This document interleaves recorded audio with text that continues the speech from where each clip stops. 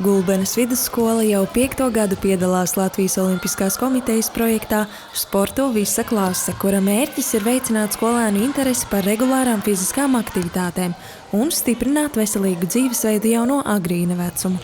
Jo, kā zināms, fiziskās aktivitātes ir būtiskas veselības labsajūtas un dzīves kvalitātes uzlabošanā. Mēs jau vairākus gadus esam līderi visā Latvijā. Mums skolā ir 17 šīs Sporto visa klase klases. Vienā skolā mums ir ļoti daudz.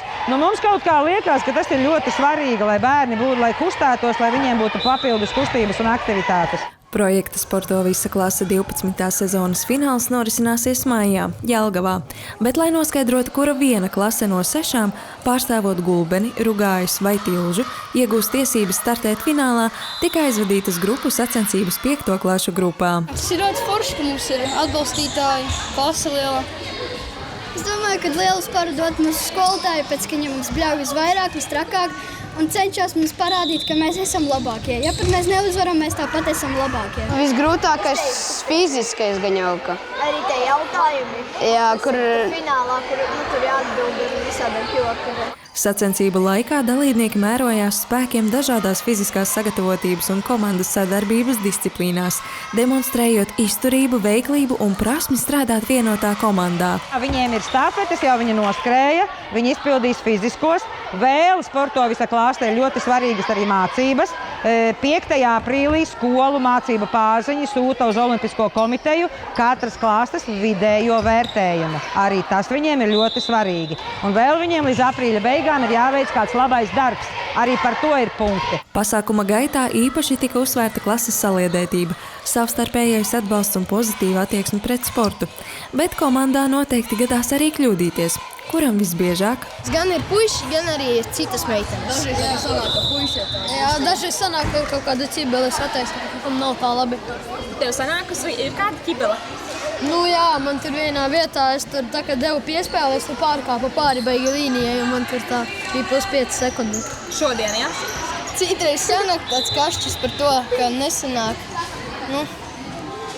Citreiz vajag tā bišķi stingrāk pateikt, bet jācenšas arī to mazāk darīt. Protams, visa komanda jāuzmundrina arī tā, lai neiet tā, kā gribētos, bet jā. Kas ir tās lietas, kā tu uzmundrini savu komandu? Ko tu saki, ko tu dari, ko tu domā? Es cenšos domāt to labāko, bet citreiz arī sanāk sliktas lietas pateikt. Patiesībā es domāju, ka viņi jau ir ieiet diezgan lielā azartā. Es ar savu klasi pagājušajā gadā jau bijām finālā kā 4. klase. Šogad mēs esam 5. Mums tur stafetēs tā interesanti gāja. Viņi vēl nezina rezultātus. Tur īstenībā var just, ka viņi pārdzīvo. Viņi ļoti gaida stafešu rezultātus, vai viņi ir uzvarējuši vai nav. Jāpiebilst, ka katra klase, kas iesaistījusies projektā Sporto visa klase, ik nedēļu sporto 5 reizes, nevis 3 kā ierasts. Tas palīdz skolēniem veidot regulāru kustību paradumu, vienlaikus stiprinot izpratni par to, cik nozīmīgas ikdienā ir fiziskās aktivitātes. Galvenais nevinnēt, galvenais, lai mēs piedalāmies vispārīgi. Kādas tev ir sajūtas? Labas. Stafetes ir drusku grūtākas, bet, ja daudz trenējies, var uzvarēt. Tieši ar šādu vieglu un pārliecinošu sparu 5. klases skolēni aizvadīja sportisku dienu, vienlaikus tiecoties uz fināla sacensībām. Tas fināls, tas ir fantastisks pasākums. Tur vairs nav tik daudz tāds fiziskais, tur ir sadarbība klasē. Tur ir visi uzdevumi praktiski uz to, kā klase māk sadarboties. Tie, kas labāk sadarbojas, tiem tur arī labāk veicas. Taču sacensība turpinās. Finālisti tiks noskaidroti tikai pēc tam, kad tiks saskaitīti fizisko vingrinājumu rezultāti, izvērtēts klases vidējais vērtējums mācībās un visas klases būs paveikušas savu labo darbu.